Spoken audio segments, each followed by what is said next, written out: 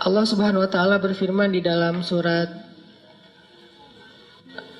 kalau tidak salah, Al-Ma'arij, innal insan khuliqa halu'a idza massahu syarr jazua wa idza massahul khair manu'a. Manusia itu labil. Idza massahu syarr jazua wa idza massahul khair manu'a. Emang kayak gitu. Manusia itu labil. Terus recovery kelabilannya tuh kayak gimana? Ternyata recovery itu akan cepat dan bertahan kalau kita belajar, yakin, dan berpegang teguh kepada Allah. Cepat recovery-nya, teman-teman. Para sahabat Nabi itu, gimana pun mereka soleh, mereka tetap manusia, kadang emosional juga. Tapi recovery-nya cepat. Contoh, Abu Bakar pernah sakit hati sama keluarganya, ada saudaranya yang memfitnah Aisyah. Dia nuduh Aisyah itu selingkuh. Sakit hati kan Abu Bakar? Akhirnya karena Abu Bakar sakit hati, Abu Bakar pun bersumpah. Abu Bakar posting juga, kata Abu Bakar, demi Allah, saya nggak bakalan ngasih lagi pertolongan dan bantuan kepada orang itu selama-lamanya. Kenapa? Udah terlanjur sakit hati sama dia. Bersumpah Abu Bakar, nggak akan nolongin dia lagi. Ternyata Allah komen di postingan itu. Apa komenan Allah? Janganlah seseorang yang diberikan kelebihan harta di antara kalian, surat An-Nur, bersumpah untuk tidak membantu saudaranya. Maafkanlah, berlapang dadalah. Tidak sukakah kalau kamu Allah mengampuni dosa-dosamu? Ala tuhibbuna ayyaghfirallahu lakum? Akhirnya ketika Abu Bakar baca komen ini, astagfirullahaladzim, langsung Abu Bakar delete postingannya. Posting baru. Mulai sekarang saya akan bantu dia 2 kali lipat. Allah langsung first like. Ya. Itu yang terjadi di dalam surat An-Nur. Kenapa Abu Bakar sedih? Karena beliau manusia. Kenapa Abu Bakar sakit hati? Karena beliau manusia. Sesoleh apapun tetap aja dia manusia. Cuma recovery-nya cepat. Kenapa? Karena berakatnya dengan Allah, bukan dengan makhluk. Kalau kita berakat dengan makhluk, susah recovery-nya. Tergantung orang itu. Kalau kita berakat dengan Allah, cepat recovery-nya. Karena Allah Rahimun, Rahmanun, Karimun, Jawadun. Allah itu maha baik. Misalnya, kita marah sama orang lain. Terus kita maafin dia. Apa akad dengan Allah? Nanti Allah maafin saya. Makin besar dosa orang yang kita maafin, makin besar dosa kita yang dimaafin sama Allah. Dosa apa yang paling besar yang dilakukan seseorang kepada kita? Tadi, ditikung. Ustadz, nggak mudah Ustadz maafin yang kayak gitu-gitu Ustadz. Saya tuh udah berusaha ya selama 5 tahun. Di tahun ke-5 ternyata gagal gara-gara dia. Padahal dia datangnya cuma beberapa bulan terakhir. Kenapa bisa nikung? Dia teman curhat kita. Kita curhat ke dia, ternyata dia dapat info dari kita, dia jalan duluan. Kan sakit banget tuh. Makin sakit, makin berat, makin besar dosa yang kita maafin dari orang lain, berarti makin besar dosa kita yang dimaafin sama Allah. Minimal 10 kali lipat. Itu akadnya, sehingga jadi ada motivasi untuk memaafkan orang. Ya udah deh, saya maafin biar Allah maafin saya. Emangnya kita nggak punya dosa? Kalau kita mau ngitung dosa kita, nggak usah jauh-jauh. Dosa sholat aja kita udah banyak tuh. Kita udah ninggalin sholat sejak kita balik usia 12 tahun. Kan kita dulu sering ngerasa 12 tahun tuh masih anak kecil ya. Sehingga sholat suka belang-belentong gitu, nggak rapi. Kadang sholat, kadang nggak. Yang rajin cuma sholat maghrib doang ya. Isya subuh udah kelewat. Terus pas udah ABG dikit, usia 17 tahun masih sholat, cuma sering menjamak. Subuh dijamak dengan duha misalnya. Sholat juga subuh, tapi jamak. Dan itu istiqomah banget loh. Jadi dari bab sholat aja kita udah bermasalah, udah banyak dosa nih. Gimana mau amal-amal yang lain? Berarti caranya gimana? Maafinlah kesalahan orang yang lain supaya Allah maafin kesalahan kita. Akadnya sama Allah, recovery-nya gampang. Saya pernah pas di Bandung, mobil ditabrak dari belakang, serempet. Akhirnya penyok dan agak rusak. Terus orangnya marah duluan. Mungkin cara dia marah duluan biar ketahuan bahwa kita yang salah. Dia turun langsung marah-marah. Saya bilang, tenang aja, jangan marah-marah. Kita selesaikan baik-baik. Akhirnya dia agak down dikit, agak nyaman dikit, ngobrol, tapi tetap aja keras, nggak mau. Dan pas di ini dia nunjukin kartu bahwa dia anggota. Nah, karena dia anggota nggak mau ribut, ya udahlah, saya ganti rugi 2 juta. Pas sudah ganti rugi 2 juta dia pergi, saya berdoa, Allahumma ajurni fi musibati wa khluf li khairan minha. Ya Allah, saya dapat musibah nih. Beri dong ganti yang lebih baik darinya. Tinggal minta aja sama Allah kan. Akhirnya yang tadi kita udah kayak ngerasa sedih banget gara-gara kita udah mobilnya rusak, harus bayar ganti rugi orang lain yang salah lagi tuh. Karena dia mungkin pakai kekuasaannya daripada nanti rame dan makin besar, habisnya udahlah 2 juta. Tapi minta ke Allah gantinya 20 juta.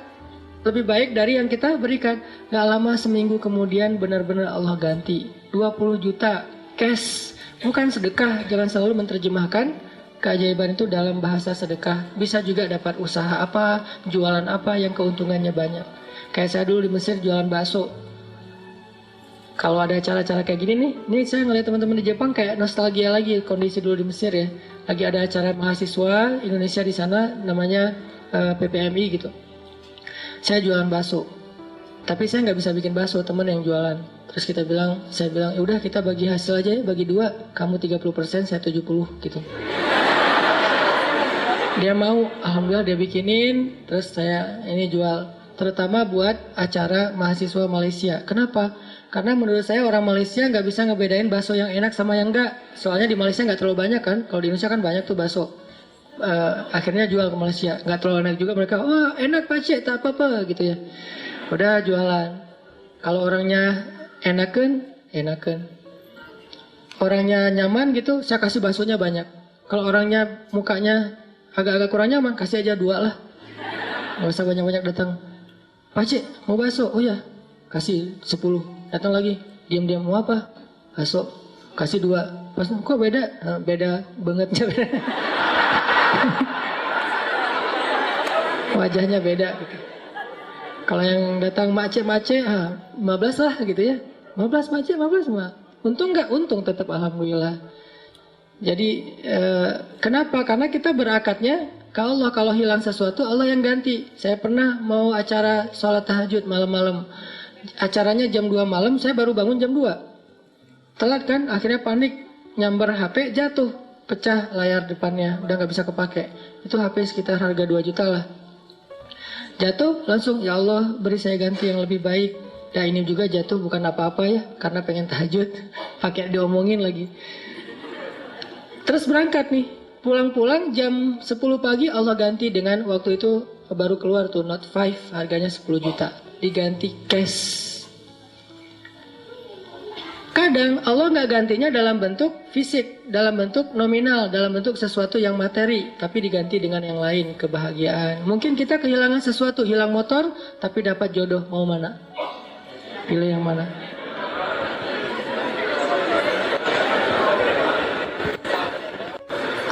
Jadian nih, gara-gara nikmat hilangnya motor. Pas ketahuan kita nggak punya motor, putus lagi.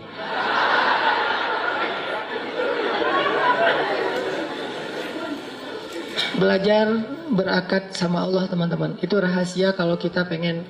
Karena Allah itu nggak pernah, pertama ingkar janji itu nggak pernah. Innallaha la yukhliful mi'ad. Nggak pernah ingkar janji. Kedua, Allah itu nggak pernah misalnya, maaf ya lagi sibuk. Nggak ada tuh.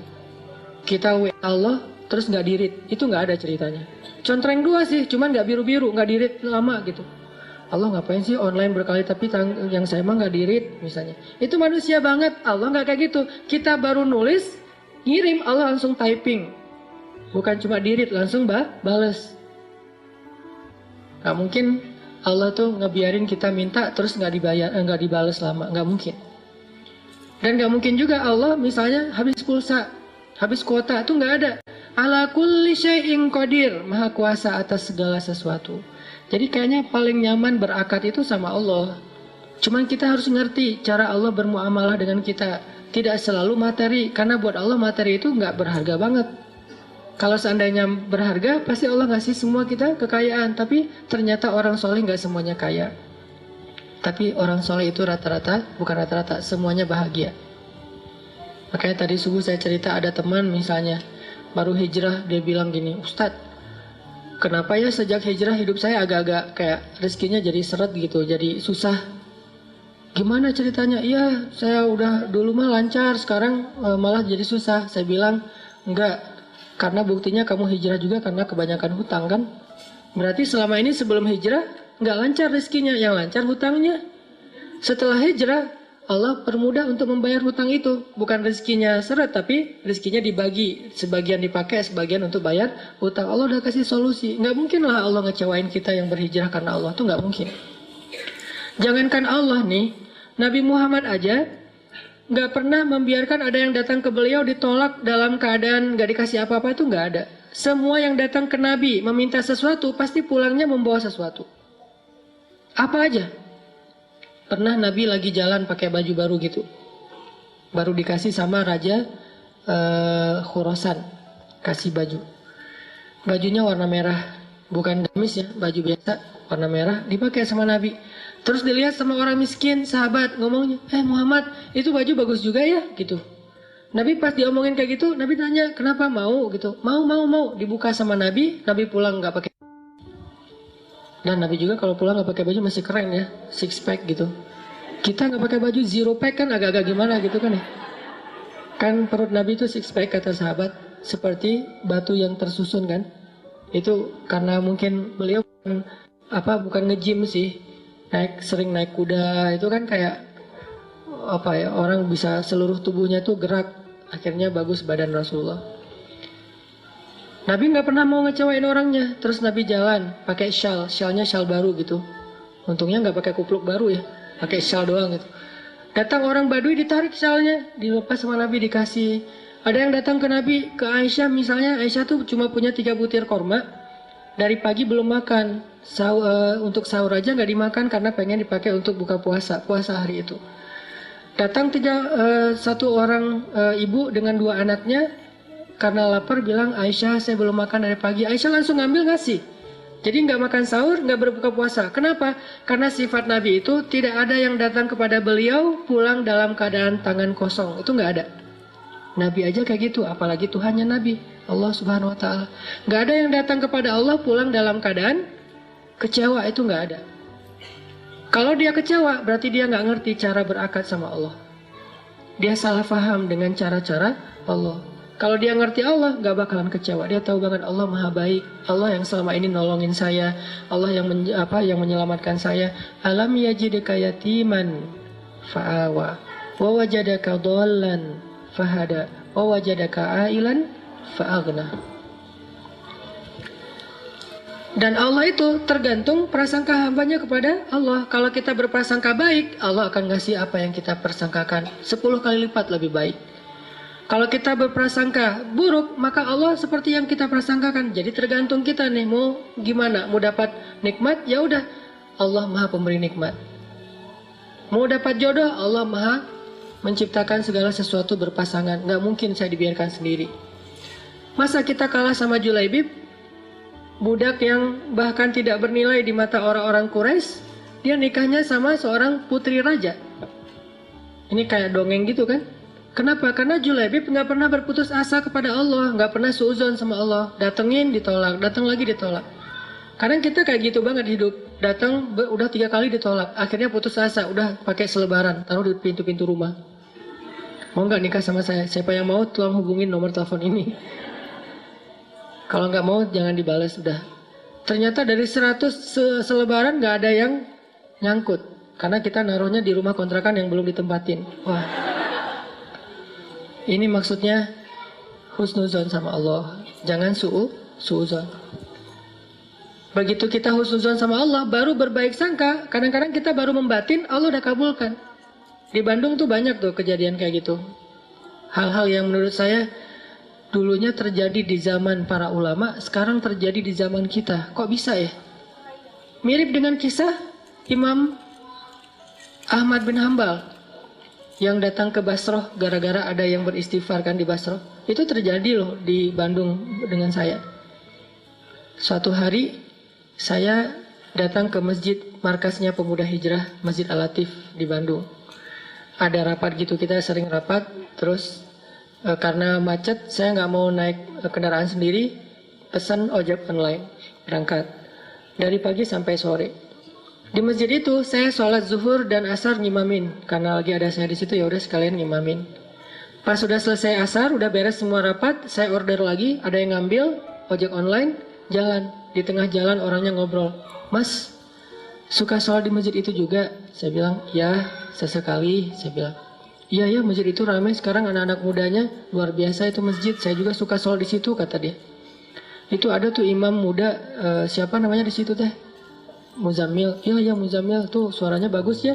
Ya alhamdulillah. Mas suka ikut talim juga di situ. Kadang-kadang saya bilang. Oh iya hebat, itu talimnya ramai banget tuh. Ada juga tuh ustadz siapa gitu yang suaranya kayak cewek, kata dia. Saya mulai nih, nyari masalah nih tuh. Tapi saya senang dengar boosternya YouTube segala macam, gurunya Muzammil, siapa ya namanya? Siapa? Hanan? Iya Hanan gitu, itu luar biasa. Mas suka dengar ceramahnya juga? Suka. Dan saya nggak bohong kan, karena emang saya kadang-kadang dengerin booster, 1 minute booster itu juga kayak dapat hidayah. Dapat hidayah dari diri sendiri. Saya dengar, Masya Allah nih Ustadz enak juga ya ceramahnya. Saya kayak dapat hidayah dari ceramah diri sendiri. Kayak misalnya ceramah tentang diri, nge-reject Allah. Allah manggil, reject. Sehari 5 kali kita nge-reject Allah, tapi Allah nggak pundung. Kita baru mungkin ngerasa kayak belum dikabulkan doa aja udah pundung fisabilillah. Kan banyak yang pundung fisabilillah. Pundung di jalan Allah kan banyak tuh. Allah nggak pernah pundung, itu bikin saya, iya ya Allah sering kita reject tapi nggak pundung. Datang lagi besok, datang lagi lusa, datang lagi. Bertahun-tahun Allah manggil kita, seringnya kita reject. Rejectnya itu kasar lagi tuh. Kok udah azan aja sih, kan kasar banget ya rejectnya. Nah itu saya bikin, oh Masya Allah nih ceramahnya luar biasa, dapat hidayah. Saya juga senang dengar ceramahnya, saya bilang, iya. Mas di situ jadi jamaah atau orang DKM juga? Ya ngurus masjid juga sedikit-sedikit. Dia mulai curiga gitu, ngeliat ke belakang dikit-dikit. Mas tadi yang imam sholat zuhur ya? Ya saya bilang. Asar juga? Ya. Mas ini namanya siapa gitu? Saya bilang Hanan. Hanan yang mana nih? Mulai oleng dia tuh. Hanan Ataki langsung wah gitu. Berhenti rame heboh di perempatan jalan, coba semua orang ngelihat ke arah kita. Hanan Ataki, masya Allah gitu, dia langsung berhenti. Emang lampu merah sih, bukan gara-gara itu, berhenti. Langsung berhenti terus ngeliat dia ngomong, masya Allah, saya selama ini tuh sering berdoa, ya Allah kalau ikut talim, saya pengen banget ketemu Ustadz itu, tapi jangan di taklim yang berdua gitu, gimana caranya? Istighfar, salawat. Ternyata Allah kabulkan sebulan doang loh, dia kayak gitu. Sebulan kemudian Allah kabulkan, saya order ojek online, dia ngambil, akhirnya kita satu ojek berdua. Ngobrol sepanjang jalan, sampai ke rumah tuh heboh. Di rumah dia minta selfie, sampai ke tetangga pada ngeliat, ada apa sih rame gitu. Heboh gitu kan, Masya Allah ternyata dia berdoa dengan istighfar dan salawat. Allah kabulkan, bukan saya yang soleh, dia yang soleh, makanya doanya dikabulkan.